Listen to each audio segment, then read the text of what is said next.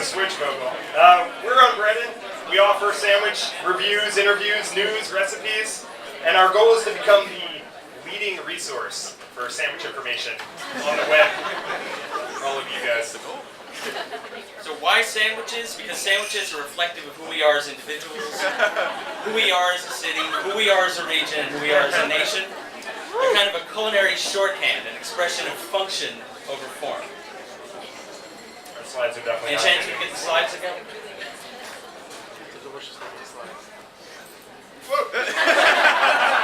It just looks so good, we want to keep it up there. Alright, you can actually go to the third slide.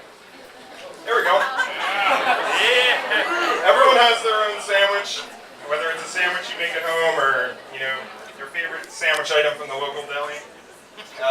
Everyone has an image of what a sandwich should be. And a lot of times, the best sandwich is the closest sandwich.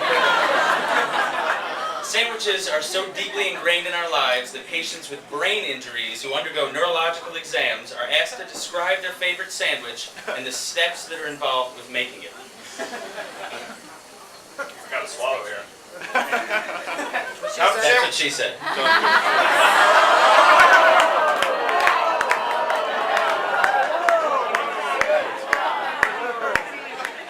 I'm gonna miss my slide. Anyway, sandwiches are the embodiment of democracy. The food of the working man, accessible to everyone and exclusive to no one. Sandwiches are a form of personal expression. Everyone can make a sandwich, often at 2 a.m., throwing together whatever's in the fridge. It's a universal canvas where people can make their own choices and create their own signature meal. So what is a sandwich? In our view, a sandwich is a meal that's wrapped in an edible form of transportation. It's designed to be eaten by hand, while you're standing, while you're working, while you're on the go, and while you're on stage at Ignite Philly. So is a burrito a sandwich? We had a long debate about it on the site, and we concluded that a burrito is a kind of a sandwich. A meal most likely conceived when someone wanted to eat a platter but didn't have time for the plate. Sandwiches can be used to illustrate history. In our own country, sandwiches are the product of centuries of imagination and immigration, where people married their culture with the resources that were available to them. Lobster fishing is the oldest continually operated industry in North America. For the French settlers in Maine in the 1600s, lobster was cheap food tucked into a simple buttered bun. Though today lobster is the epitome of haute cuisine, the lobster roll is truly working class food. Yes. With roots dating back to the Ottoman Empire, it's the Jewish population of Manhattan's Lower East Side that created a pastrami revolution, slapping mounds of bread, spiced meat on thick-cut rye bread. Named after the Italian immigrants who labored in the steel works on Philadelphia's Hog Island during World War I, the Hoggies layered an assortment of cured meats on bread to create a quick and portable lunch.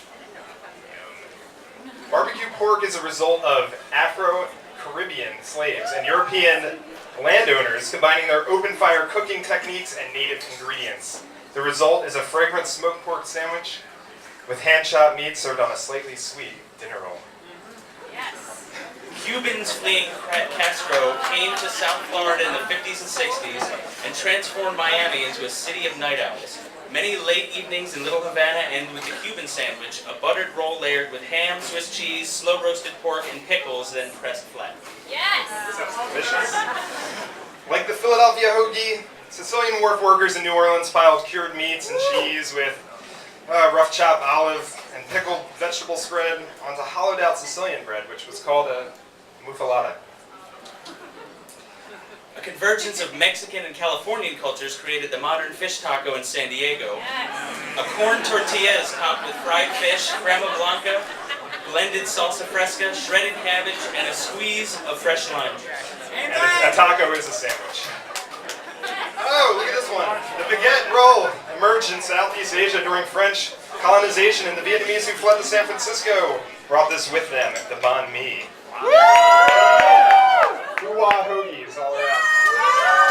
Sweet red barbecued pork is sprinkled with slivers of pickled cucumber and carrot and seasoned with jalapeno and cilantro.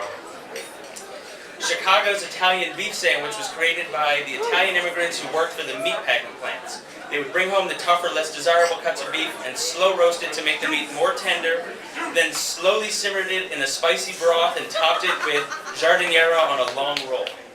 Yes. So honestly, imagine a world without sandwiches. How would we know who we are as a community?